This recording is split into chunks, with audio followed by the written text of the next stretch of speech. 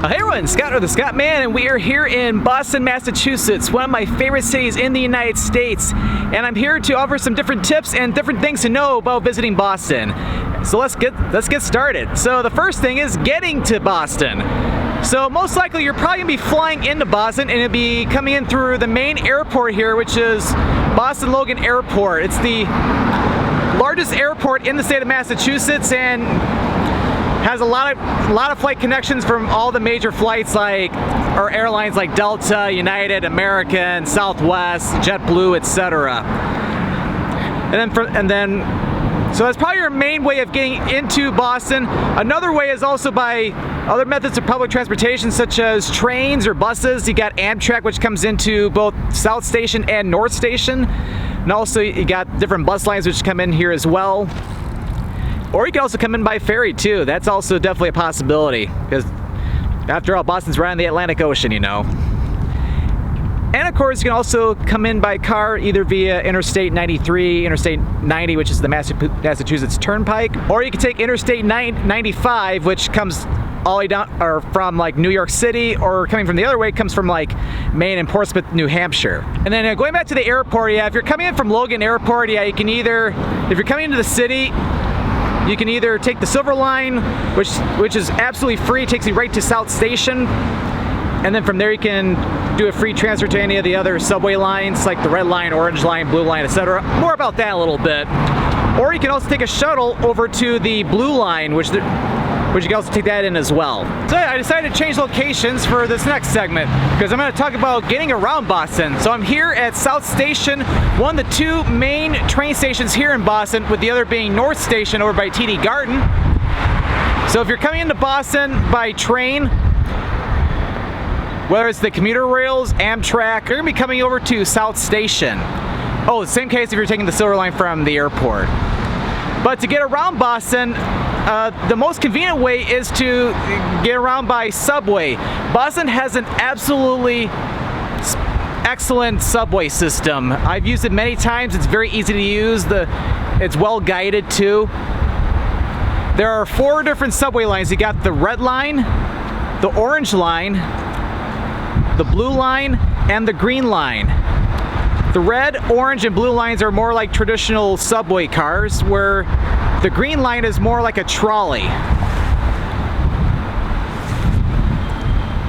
In order to use the subway or anything else that's on the MBTA, you can either use what's called a CharlieCard, which is a reloadable card, kind of like the Oyster card in London. Or you can also get the CharlieTicket, which is more just a more traditional paper ticket. If you're only visiting here, CharlieTicket is probably your best option, because you can put just random funds on it, or you can get like a day pass or even like a 7-day pass, which is what I did for spending the weekend here in Boston, especially if you're going to use the subways a lot. I decided to get a little bit of a change of scenery, so instead of South Station, I'm here at North Station, which is also where TD Garden is. I'll talk more about that later in the video. But other different methods of transportation to get used for getting around Boston, you can also take the ferry, which there's even a ferry which can connect you to all sorts of different places, even within the city itself.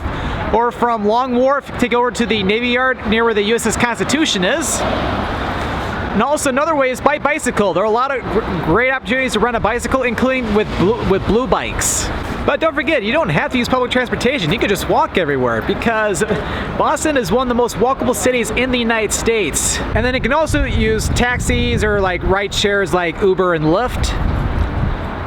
And then you can also drive around the city of Boston. Just kidding. You do not want to do that. I see you. Do not drive in the city of Boston. You'll thank me later. But yeah, I highly advise not driving in Boston, because the roads are not in a grid-like pattern like other cities like New York City or even Detroit. Boston drivers are very legendary and not in a good way. So please do me a favor and do not drive in Boston. You will never see me doing a driving tour of Boston. You would have to pay me well over $1,000 for me to do a driving tour here. One of the top things you gotta do here in Boston, even if you only have a day to spend here, you have to check out the Freedom Trail. The reason is because Boston has a lot of fantastic history dating back to colonial times. Matter of fact, it was pretty much the birthplace of the American Revolution. The Freedom Trail is a 2.5-mile history walk which starts over here at Boston Common over at the Visitor Center and goes 2.5 miles all the way over to the Bunker Hill Monument. And all you do is you just follow the red bricks and it'll take you over by many beautiful historic sites. I'll point them out along the way. And our first step along the Freedom Trail, we have the Massachusetts State House. It is the oldest building located in the Beacon Hill neighborhood. It was completed back in January 11th, 1798. As you go along the Freedom Trail, leaving the Massachusetts State House, you go by the Park Street Church, and then also you have to check out the Granary Burying Ground too. This was established back in 1660, and they got a lot of people buried in here, including the parents of Benjamin Franklin, as well as John Hancock, who was the first one who signed the Declaration of Independence and also was the first governor of Massachusetts, as well as Paul Revere as well. Continuing on the Freedom Trail, we have the King's Chapel, which was founded back in 1686. The chapel itself was built in 1754, Boston's first Anglican church. And then also you have the King's Chapel Burying Ground right next door.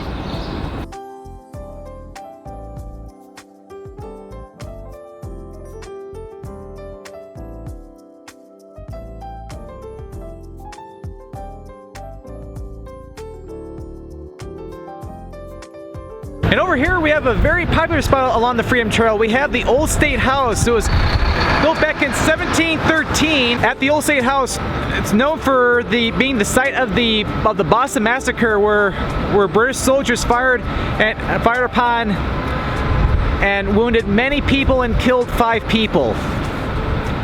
And also too, about a couple weeks or 2 weeks right after the Declaration of Independence was signed in Philadelphia, it was read out to Bostonians from the balcony there back in July 18, 1776. And over here we have Faneuil Hall. It's also the location of what's currently the Visitor Center. Been a site for meetings, protests, and debates for around 275 years, if I'm not mistaken. There's also free Boston tours offered here. And of course, you also have Quincy Market too, which is, although it was built back in 1826, but it's mostly a food court today, offering a lot of great food. And of course, one of my personal favorites, Boston Chowder, is located in here. I covered that in my Boston Cheap Eats video. Definitely have to check that out. And as we continue along the Freedom Trail, one of the most popular attractions is the Paul Revere House, which was built back in 1680, and silversmith and later patriot Paul Revere lived in the house, or he owned the house from 1770 to 1800, although he didn't live in it in that entire 30-year span. And right here we have the Old North Church. This was built back in 1723, originally an Anglican or Church of England church. And a little fun fact, Paul Revere was even asked for 2 lanterns to be hung from the steeple to warn Charlestown that the British troops were on their way to Lexington and Concord. After checking out Copp's Hill Burying Ground, then you continue over the Charles River. Currently they have a temporary crossing because they're building a new bridge which will be completed in 2023. Now take you over to the USS Constitution and then finish up at Bunker Hill Monument. If you go up to the Bunker Hill Monument, you get some amazing views from the top. Unfortunately, it's currently closed due to the pandemic, but I was fortunate to go up there 4 years ago. If you're a big history buff, Boston is the city to visit here in the United States. But that's not all you can do here in Boston. So it's not just the Freedom Trail. There's a lot of other cool things you can check out. So to do that, we're gonna explore some of the different neighborhoods here in Boston. Boston is home to a lot of really cool neighborhoods from the downtown area to Back Bay, North End, the Seaport, Roxbury, as well as even Dorchester and many others. But we're starting here in downtown. This is a great place to start if you're here to explore the city of Boston. Because over here we got Faneuil Hall Marketplace, or also known as Quincy Market, a great spot not only for cheap eats at the food court inside, but also for shopping as well. And another cool thing to check out here in downtown is head over to the area around Long Wharf, and you have a lot of cool different attractions, including the New England Aquarium, which is probably the best aquarium in all of New England. Inside you got a lot of cool exhibits to check out. And next to the aquarium there's also A boat that could take you out to do some whale watching too. It is a little expensive, but they say that you're almost guaranteed to see a whale on one of those tours. Between downtown and the seaport, you will find the Boston Tea Party ships and museum, where you can learn and even relive the Boston Tea Party from before the American Revolution. And over by the Massachusetts State House, we have one of the most beautiful and historic neighborhoods in all of Boston. You have the Beacon Hill neighborhood, which used to be a historic African-American neighborhood, and now it's one of the richest neighborhoods in all of Boston. Including the sites, you have the Massachusetts State House, also the Black Heroes Trail, which is a very popular tourist attraction here in Boston. Lots of great history, and also the Museum of African American History too. Definitely have to check it out while you're here. And our option two for some great museums to check out too is over here in West End, near where TD Garden is. There's the Museum of Science, which is pretty cool. One of the neighborhoods I highly recommend check out here in Boston is Boston's North End. It is a largely Italian neighborhood with a lot of amazing Italian restaurants. While you're here, you have to check out an Italian restaurant in this area at least once. Hanover Street has a lot of delicious restaurants to check out, including some of the different pastry shops, such as Mike's Pastry and Modern Pastry. Really interesting just to walk along in here, check out all the amazing restaurants in here. A few of the stops along the Freedom Trail also run through Boston's North End. And also here in North End, you have Christopher Columbus Park. It's a beautiful park located at the southern end of North End, and it's right along the water, so you get some really cool scenes along the water and the Boston Harbor. On a nice day, it's definitely great just to sit down and relax and enjoy the sights. Another neighborhood to check out, you definitely have to visit the seaport, or also it's a part of South Boston. Since the 2000s, it has really developed into something absolutely spectacular. A lot of great shops and a lot of great restaurants, especially right along the water. One museum here in the seaport is the Boston Children's Museum. And also located here in the seaport and also South Boston, you have the Boston Convention and Exhibition Center. It is a very large, top-of-the-line convention center, over 516,000 square feet. Inside there, they put on so many cool conventions inside. One of the conventions is PAX East, which is a huge video game convention / expo that happens every year, usually like March and April. And I've been there a few times to it, and it's really cool to check out. I highly recommend it. It's a very fun convention to check out. Make sure to also visit Castle Island, located along the harbor in South Boston. Located here is the beautiful and historic Fort Independence, which the current fort was built between 1834 and 1851. The park is a great place to go for a walk and look out at the ocean. There is also a restaurant here, as well as some spots for a picnic. And Boston also has its own Chinatown too. You definitely have to check out Chinatown while you're visiting Boston. You got all sorts of great Chinese shops, lots of great Chinese food from dim sum, dumplings, many other great Chinese classics, and there's also some other Asian cuisines too, such as Vietnamese and Japanese as well. And over to the west of Chinatown, you have the theater district with many theaters to check out, including a lot down Tremont and also Washington Street. Down Tremont Street, we got Wang's Theater. Or excuse me, Wang Theater. Sorry about that. Yeah, there's one of many theaters along in this area. Down Warrenton Street, you will find some smaller theaters, including the Charles Playhouse. And even along Washington Street, you can find a lot of cool theaters as well. One of my favorite areas in all of Boston is Back Bay, which is home to many beautiful homes, especially along Commonwealth Street. Back Bay also has a lot of beautiful churches to admire. Make sure to check out the Boston Public Library. Nearby, you can also see the finish line for the Boston Marathon along Boylston Street, which takes place every April. For a unique tour around Boston, take a ride on the Duck Tours, which also drive right into the Charles River. You can get on over by Copley Square or back in downtown. Back Bay also has some great shopping opportunities, especially inside Copley Place and the Prudential Center. There are many stores to shop in, and there is also an eataly here as well. Newbury Street is home to many shops and restaurants, from some high-end shops to many other stores, which offer something for everybody. After checking out the Back Bay neighborhood of Boston, you can head over west to Fenway / Kenmore. There are a lot of great museums here in the Fenway and Kenmore district. Of course, starting off here with the Boston Symphony Orchestra. In addition, you got other cool museums too, such as the Isabella Stewart Garden Museum, and we can't forget about the Museum of Fine Arts too. Some excellent museums here in Boston. Definitely have to check them out while you're here.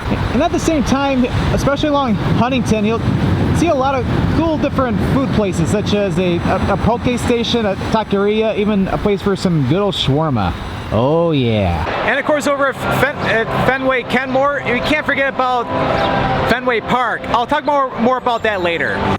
The Fenway Kenmore neighborhood also has many parks, including the Back Bay Fens, which contain a lot of beautiful gardens on displays, as well as beautiful scenery along the riverway. After exploring the city, it is great to get a taste of nature here in Boston. As you can tell, a lot of cool parks out in this part of town, but there are some really great parks that I have to mention which are more into downtown. And while you're visiting Boston, you have to check out its many beautiful parks. We'll start with the most popular and the oldest public park in the United States. This is Boston Common. This was established back in 1634. Again, the first public park in the United States. It's a beautiful, large park located right here in downtown Boston. Lots of open space, lots of beautiful nature. Here at Boston Common, you got a lot of cool things to check out, including the Frog Pond, and near the Frog Pond, there's also the Frog Pond Carousel. Lots of cool statues around here too, including the Soldiers and Sailors Monument. Also many different baseball diamonds as well all throughout the park. And also another beautiful park to check out in between downtown and Back Bay, you have the Boston Public Garden. This is the first public botanical garden here in the United States, established back in 1837. Here you got a beautiful collection of trees, flowers, plants, and also a very beautiful pond where we even have some swan boats where you can go for a ride during the middle of the day. And also at the western end, you also have a very cool statue of George Washington. Another cool part to check out that's very close to the Quincy Market area is the Rose Kennedy Greenway. This is a beautiful park system which is right over Interstate 93. This was a finishing product of what's called the Big Dig project, which constructed a bunch of tunnels underground for Interstate 93 to go underneath and present this beautiful park instead. I have to say, this was a great idea because this park is absolutely beautiful. Boston has plenty of hotels all throughout the city. You will also find some great options across the Charles River in nearby Cambridge, which is also home to Harvard and MIT. Boston is a foodie paradise with a lot of great restaurants serving amazing food like seafood, from lobster rolls to clam chowder, as well as some other great food, including some great budget-friendly options. Don't forget to have a cannoli from Mike's or Modern Pastry. Remember, there are also food options available at Quincy Market. Over here, not far from Faneuil Hall, you have the Union Oyster House. It is the oldest restaurant in the United States, still in business today. They're known for some really great oysters, very historic. After eating a lot of delicious food in Boston, you're bound to be thirsty. If you're not in the mood for beer or anything, definitely have to get some water. And of course, every time I come to Boston, I always have to drink Poland spring water. Poland spring water is fit for a king. A pasta king. It's just bottled water, but it's a tradition for me. You thought I was gonna do a video on Boston without talking about the sports? Who do you think I am? Boston is a big sports paradise. You got the big four franchises here for baseball, basketball, hockey, and football as well. Although football technically is not in Boston, but close enough. Go here to Fenway Park, which is home to the Boston Red Sox, the Major League Baseball team for the city of Boston. The Red Sox have won, up to this date, 9 World Series, including one back in 2018. I still remember the days not too long ago when David Ortiz, aka Big Papi, played for the Red Sox. He is an amazing baseball player. It is a Bostonian tradition to go to a game at Fenway Park. Didn't get a chance to get tickets this time, but I'll have to go to a game sometime though on a future trip. But the Boston Red Sox is not the only sports team you can follow here in Boston, because you got TD Garden all the way over there, and it is where both the Boston Celtics for the NBA are basketball play, but also the Boston Bruins, which is the hockey team. And a little cool fact too is that the Boston Bruins and the Boston Celtics are currently in the playoffs for this postseason. Alright, yeah, decided to get a little bit of a different view to start closing out this video. Because we got the tallest building in Boston, the John Hancock Tower, and also the Prudential Center as well, not too far away from it, over in the Back Bay area. So, a couple last things is safety. So how safe is Boston? Well, I've been here, this is my 6th time here in Boston, and I have never had any problems here in Boston. It's a very safe city. I've no problems walking around in here. Just use your normal street smarts and you'll be a-okay. There are some different areas where you should probably be very cautious, however. So like for example, for what I've heard, I've never been in those neighborhoods, but yeah, I know you have to be extra careful, like if you're in Roxbury, Mattapan, or Dorchester. So yeah, so if you happen to be going to those neighborhoods, yeah, you might want to be extra careful. I would probably avoid those neighborhoods at night though, if I were you. But still, especially in Dorchester, there is the JFK Library too. Unfortunately, it's closed due to the pandemic, so I was not able to go there on this trip, but that's, oh well. But other than that, yeah, Boston is generally a very safe city. Again, I've never had any problems here. And then last, if you're looking to get out of Boston, check out more of the beautiful New England. There's a lot of cooler places throughout Massachusetts as well, such as going over to Salem. Nice day trip from here. You can either drive out there, or you can also take one of the commuter rails out to Salem, and even goes even further out to Gloucester and to Rockport. Other areas too you can go to would be like Cape Cod, or if you want to go more inland toward Worcester, or also further west to some of the mountains out in the western part of the state. Or you can head out of Massachusetts, head down to Providence, Rhode Island, or down to Newport. Been to Newport before. It's a beautiful city right along the Atlantic Ocean. And then you can also head north up to New Hampshire toward Concord, and also to Manchester, and then head up to the beautiful state of Maine as well. So to conclude this video, you definitely have to check out Boston, because I mentioned about a lot of cool things in this video, but the best way to discover Boston is to come here yourself. So after all, I can show only so much in one video. Again, it's one of my favorite cities. I highly recommend that you come here today.